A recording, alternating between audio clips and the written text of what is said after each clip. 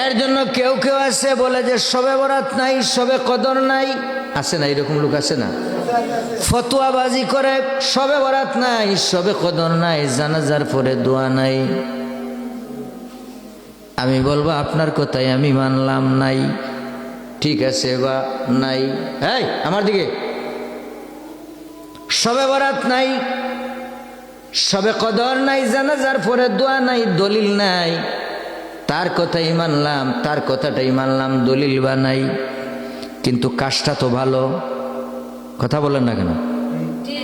দলিল যদি নাওই থাকে কিন্তু কাজগুলা হচ্ছে ইবাদতের কাজ, ভালো কাজ।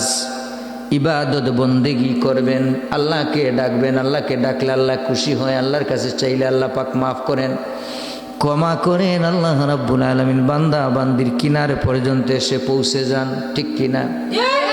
কাজ যদি ভালো হয়, ভালো কাজ যদি হয়, তাইলে ভালো কাজ করতে যারা বাধা দেয়, যারা ফিতনা সৃষ্টি করে, যারা ফতোয়াবাজি করে, এরা মূর্খ জাহিল ছাড়া আর কিছু হতে পারে না, ঠিক কিনা?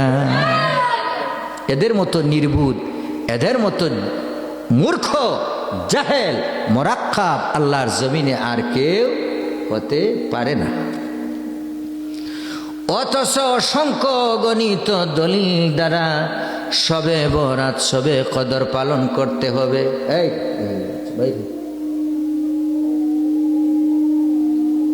অথচ অসংখ্য গণিত দলিল দ্বারা শবে কদর, শবে বরাত আপনি পালন করতে হবে। আল্লাহ রাব্বুল আলামিন এই দিনে মানুষকে ঘোষণা করে করে বান্দা বান্দিকে মাফ করেন। সুবহানাল্লাহ। আমি একটা ঘটনা বলবো। বনি ইসরাইলের একজন উম্মত, তার নাম হলো সামউন। নাম কি? খুব খেয়াল, গুরুত্বপূর্ণ কথা। সামউন এই লোকটা 1000 বছর হায়াত পেয়েছে। বনি ইসরাইলের উম্মত, আল্লাহ পাক তাকে 1000 বছর হায়াত দিয়েছেন। কত বছর? কত বছর হায়াত দিয়েছেন? 1000 বছর আল্লাহ পাক বনি ইসরাইলের উম্মতকে আল্লাহ রাব্বুল আলামিন হায়াত দিয়েছেন। 1000 বছর যদি কোনো লোক হায়াত পায়, তাইলে লোকটা কত বড় বেশি ইবাদত বন্দেগি করতে পারে, ঠিক কিনা? কিন্তু আমরা তো এত লম্বা হায়াত পাবো না, এত দিন আমরা বাঁচবো না। আমরা 50, 30, 40 বছর গেলেই শেষ, হায়াতের দৌড় শেষ, ঠিক কিনা? নবী পাক নবীজি বলেছেন, নবীজির হাদিস, আমার উম্মতেরা থাকবে দুর্বল, তারা হায়াত পাবে কম, তারা বাঁচবে কম। আমাদের হায়াত থাকবে কম, কিন্তু কাজ হবে আমাদের বেশি, মজুরি দিবেন আল্লাহ পাক বেশি। সুবহানাল্লাহ। কর্ম করব কম, বেনিফিট দেওয়া হবে বেশি। কর্ম করব কম, সওয়াব দেওয়া হবে বেশি। বলুন সুবহানাল্লাহ। ওই বনি ইসরাইলের উম্মত 1000 বছর হায়াত পাওয়ার পরে কত বেশি বেশি ইবাদত বন্দেগি করেছে, কত লম্বা ইবাদত বন্দেগি করেছে। ওই ঘটনাটা নবীজি পরবর্তী সময়ে যখন মসজিদে নববীতে এইভাবে সাহাবীদেরকে নিয়ে একত্রিত হয়ে তিনি আলোচনা করতেছেন, ওয়াজ নসিহত করতেছেন, ঘটনাক্রমে তিনি এই আলোচনাটা করলেন, রে আমার সাহাবীরা, বনি ইসরাইল উম্মতেরা 1000 বছর হায়াত পাইতো, 100 বছর তারা হায়াত পাইতো। কত বেশি বেশি লম্বা লম্বা ইবাদত বন্দেগি তারা করেছে। সুবহানাল্লাহ।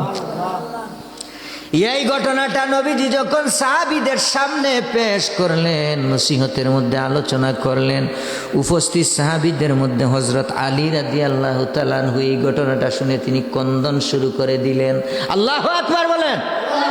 তিনি কান্না শুরু করে দিলেন, অজর দানায় কান্না শুরু করে দিলেন। নবীজি বললেন, আলী তুমি কেন রে কান্না করতেছো, কি হয়েছে?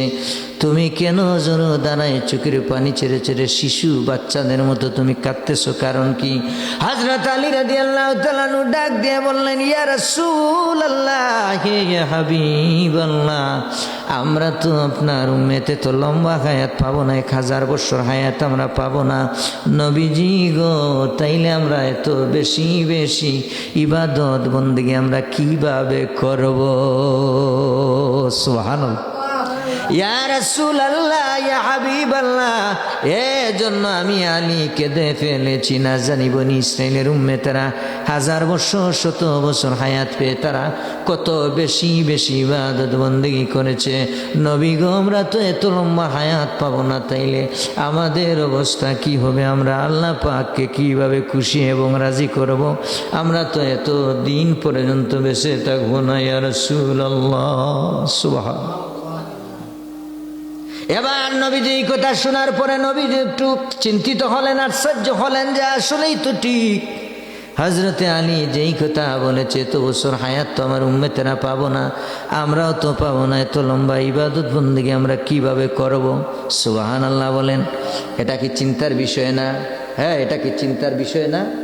অবশ্যই চিন্তার বিষয়।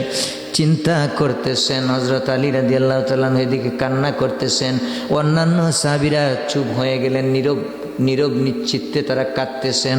সুবহানাল্লাহ।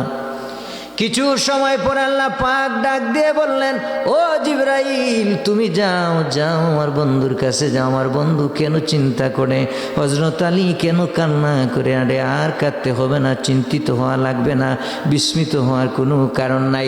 যাও যাও আমার বন্ধুর কাছে যাও, এই মুহূর্তে আমার বন্ধুর কাছে যাইয়া তুমি ওহী নিয়ে যাও, আমার বন্ধুকে পুরা সূরাটা তুমি শোনাই দাও।